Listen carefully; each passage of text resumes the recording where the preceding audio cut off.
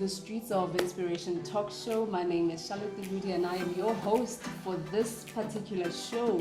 Now, when you think of pageant, you think of the beautiful sachets, the beautiful gowns, the crowns, and the gorgeous models. And today, we will be showing you guys that there's so much more to this industry than what meets the eye. And we will be in conversation with one of the key players in the modeling industry and in the pageant industry, to be specific.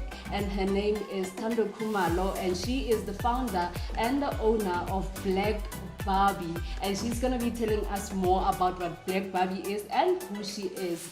And so, welcome Thando to the show. How Thank are you? Thank you so much. I'm okay, and you? Very good. Now we can start off by you telling the viewers who you are and what is Black Barbie all about. Greetings, everyone. My name is Thando Khumalo. Should I say my age? I'm not gonna reveal my age. Please. I lost my train of thoughts. My name is Thando Khumalo. I own Black Barbie by TK. I am not a fashion designer. I feel like I should say this multiple times. I graduated for Fine and Applied Arts. I use fabric to make art. It just happened that the fabric I make is wearable. That was just the cherry on top. But yeah, that's what I do. So now we want to know, where did the whole Black Barbie concept start from? How did it come about? Black Barbie started in a grade 4 class. Yeah. I had to bribe my desk mate to not snitch on me, because it got to a point where I used to draw clothing and the teachers had a problem with that. Okay. So they would monitor me, because in English class you're supposed to learn English, not be drawing clothes. In maths class you're supposed to learn maths, not be drawing clothes. Yeah. So I had to pay my desk mate R1 every time. Yeah. They give me a hint that, okay, there's a teacher coming, stop drawing. Right. Yes, and then Black Barbie started there in the grade 4 class using paper dolls. I used to sell paper dolls for R5. I was the richest kid in class. Yes. And then I would take the same R5 and go feed my little siblings, little brother and sister on the lower grades. Yeah. R5 at the time was a lot of money. Yeah. You could afford a lot of chips. Chips were everything. Chips were breakfast, lunch, and dinner. And then across the years, as I grew older, I knew at some point that I can't sell the paper dolls, even though I was selling them for R5. Yeah. And I got older, and then I discovered that what I want to do is not fashion designing, but it's fine and applied arts. In that specific subject in university, you learn about how to draw people as they are, how to paint people's faces, and then one day it hit me, if I can draw your face exactly as it is, why can't I draw a business plan exactly as I want it? And then just copy the business plan. Literally, that's what I graduated. I graduated to duplicate stuff. If a family comes and say, please draw my family, I paint, I sit and draw the family. Why can't I use that skill for myself? And right now Black Barbie is more on the visual art side, because most clients always question how I measure them. I don't use a measuring tape. I don't know how to use a measuring tape. I measure people through figure drawing. Back in university we studied figure drawing people, naked people. Yes, we had that class. I graduated at Tshwane University of Technology, and TUT did get us half-naked models, yes. So through those classes of drawing these half-naked people, you sit wherever in class, there's one model and maybe 20 students surrounding the half-naked model. So you will sit wherever you're sitting, and you must try measure the half-naked model. It doesn't matter if they appear this small, it doesn't matter if you're sitting at the back of the class or in front of the class. I took that skill when I tell my clients, especially my online clients from other provinces, when I say, please send me your 3 full-length pictures, I already know how to measure them. through those basic lessons I've learned in figure drawing. In figure drawing. Yes. So what specifically does Black Barbie do? What services do you offer? I do pageant dresses. The reason why I do that is because in Central, where I'm located, in fact, all the towns I've been at, it's very hard to find a specific shop that just caters for young ladies who are in pageantry. Usually you find bridal shops everywhere, and within the bridal shops you find the bridesmaids dresses, which is what we usually hire. But bridesmaids dresses and pageantry dresses are two different things. But because of the markets and because of the shops available to us, we end up using the bridesmaids dresses, and then we end up hiring that. And the prices as well, they're not affordable. It's a bridesmaid dress, which means you are going to a wedding, so you will pay a wedding fee only to discover that you're just modeling on a dress for 15 minutes in a specific show and you go home. So the Black Barbie shop itself, the reason why I also have the stage there is to also give the feel like you are in a bridal shop. You know, in the bridal shops, they walk in, fit their dresses, the bride stand on the stage, everyone view. Even with the young ladies here, they are family and friends. They view them in their pageant dresses. When they walk on stage, they see themselves, okay, I can walk in this dress. And I have an in-house sewing lady. That lady is always there, always ready to do alterations. If the model says, okay, I can't walk with the slits, it's blocking my leg, the sewing lady will quickly do the alteration. And the alteration is done same day. You leave you the dress same day.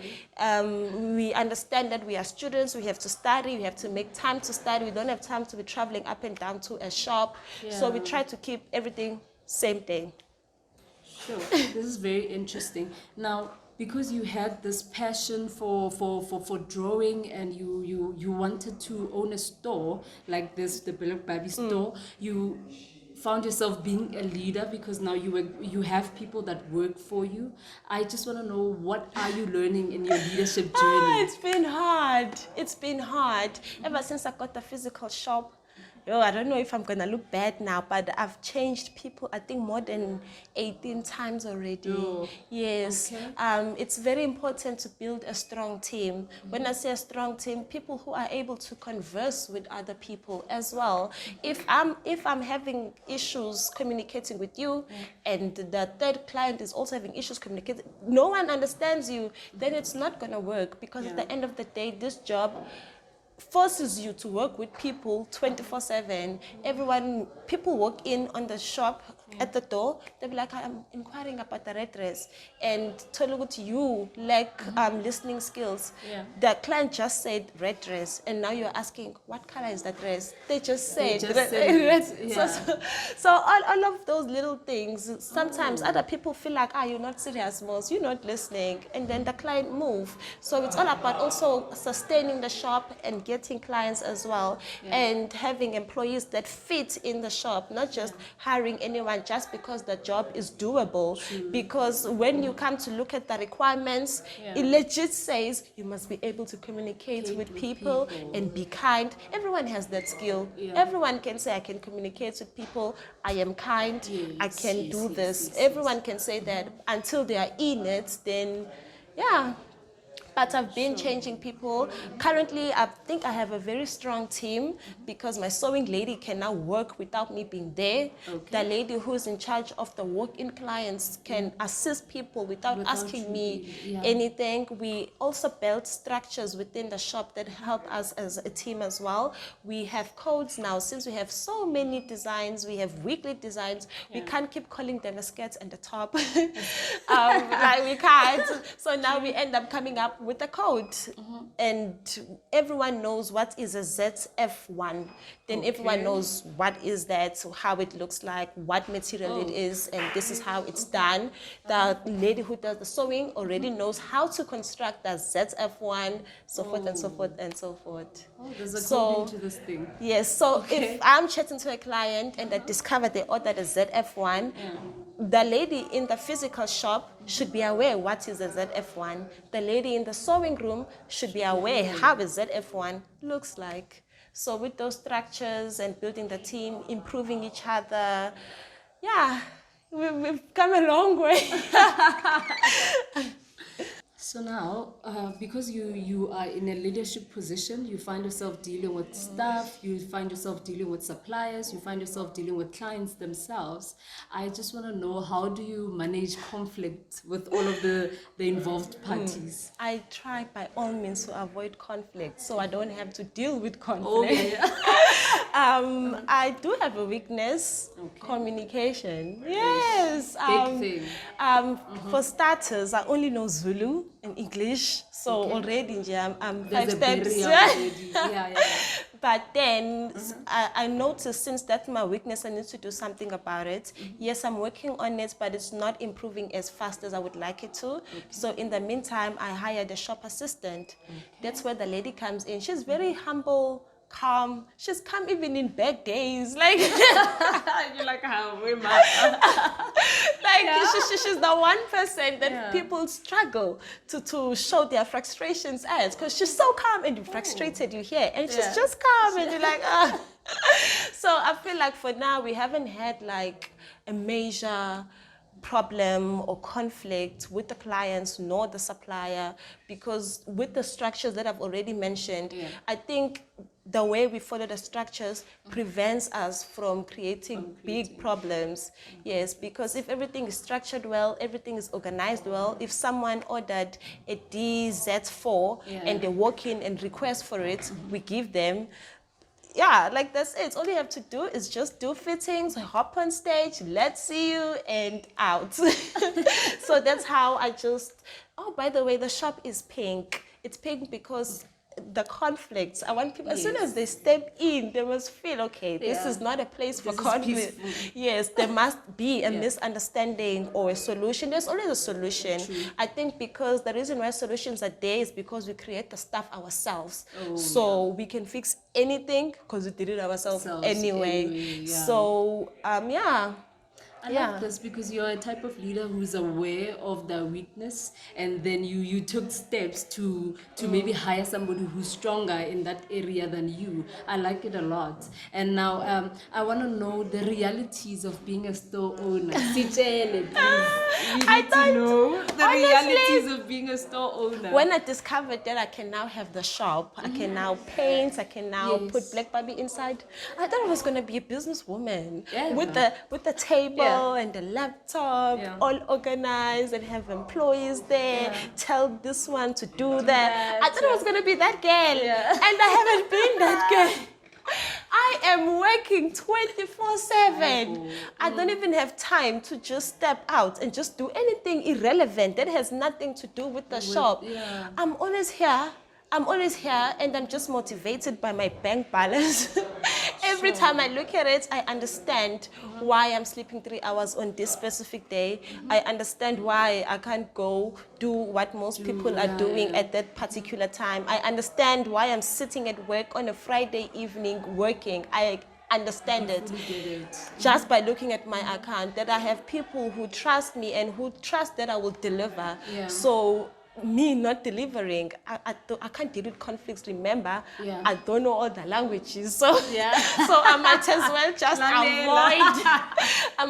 just avoid the conflicts, just deliver, do what I have to do, and and I think the reason why Black Barbie has a long list of orders is because of us delivering. People know if you do this day, you will get it. You will get it. If there's a problem with it, there is a sewing lady in the house, she will fix it. If maybe they have to enlarge it or make it smaller, they will do it right away.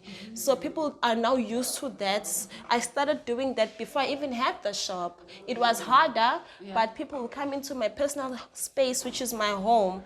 Oh, it was so uncomfortable, but it was what I had at the time. So people picked it up that, okay, here, as much as I'm a business, I try to improve all the time and produce fast service and try to make people not be traveling unnecessarily. Sure. So you guys, we are just going to see what the store has to offer, Black Barbie. So we are going to be following Thando as she's showing us what her store is all about. I can't wait for you guys to see it.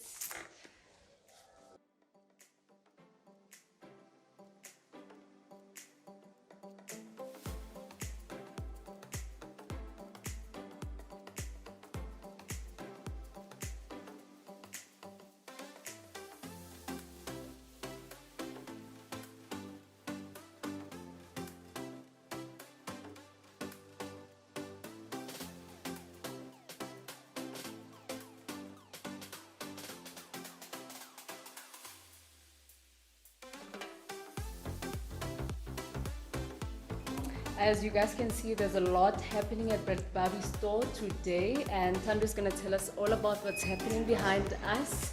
So what's going on here?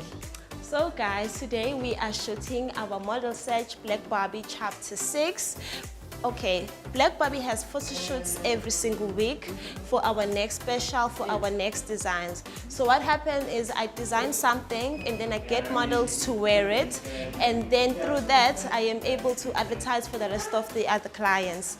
Today we have 3 ladies who won Black Barbie chapter 6, and now they are featured in our weekly special, or let me say photo shoot.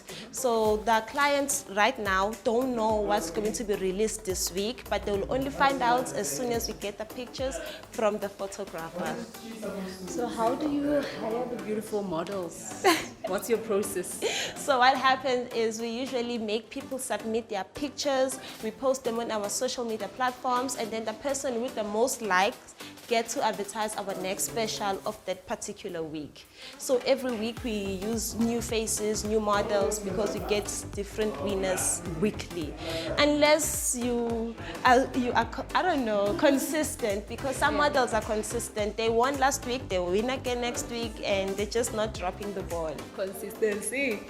So now I see them wearing very beautiful gowns. Can you maybe show us one gown that, you know, stands out? Yes.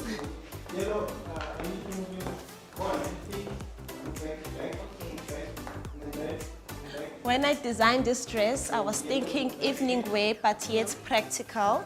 As models, we want to look good, but importantly, we want to be able to walk in the dress, because that's the point of looking nice in a dress you can walk in. At the end of the day, we have to walk on stage. We are competing with other girls. We are all fighting for the crown.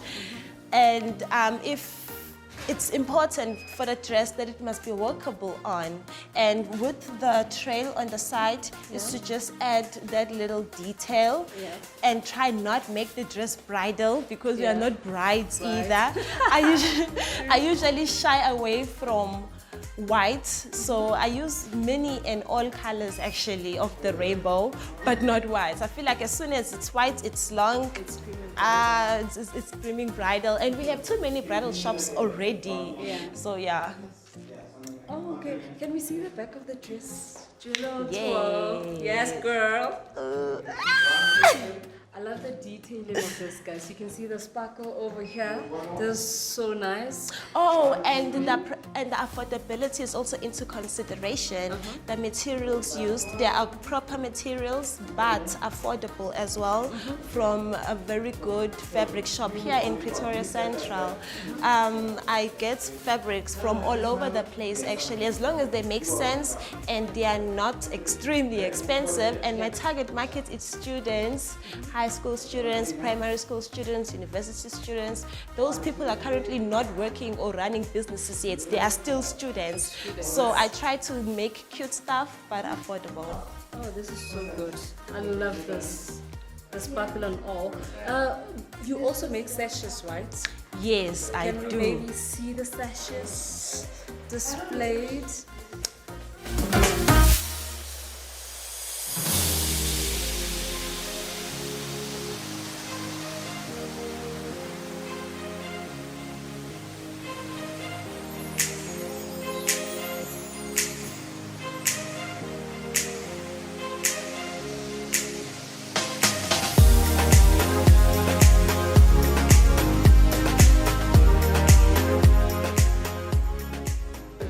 Okay, now let's look at one of my sashes actually.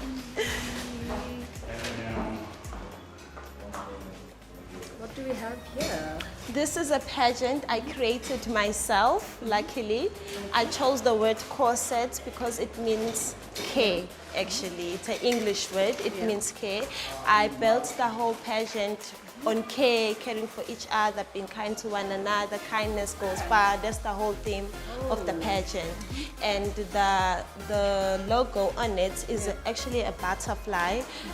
The symbolism of the butterfly representing growth, that we start as caterpillars and then we get the wings and then we fly, we grow. Yeah, it's a pageant that took place here in Pretoria Central, I think 2 weeks ago, 3 weeks ago or a month ago. It's been happening. Everything was nice. We had above 40 finalists, and yes, we also had our queen, and yeah. So, plus minus, how much does this cost? If I'm a 80 client, rand. how much? 80 rand. Yes, they start from 80 rand going up. Affordability, guys, affordability. Yes. Can we see the back of the sash? Oh, and the sash is double layered. It has 2 layers, so it has that density and the weight instead of it being flimsy and yeah. I love the detailing of it. Thank you. Sure, guys, this is Thando's beautiful work, as you see.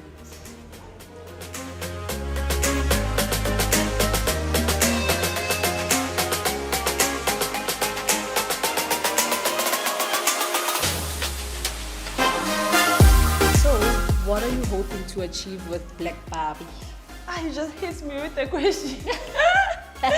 Okay, what I hope to achieve in the future is to branch out and have more other Black Barbies, hopefully in KZN. I want to go back home and serve at home. There's also models in KZN that I feel like I'll fit in, maybe because I'm Zulu already. Yeah. I don't know, but when I used to do it in a paper doll form, I used to do it in KZN, and I did have my client base there, so I would like to go back, branch out and teach other people how to do modeling itself and train other people how to make the dresses, and yeah.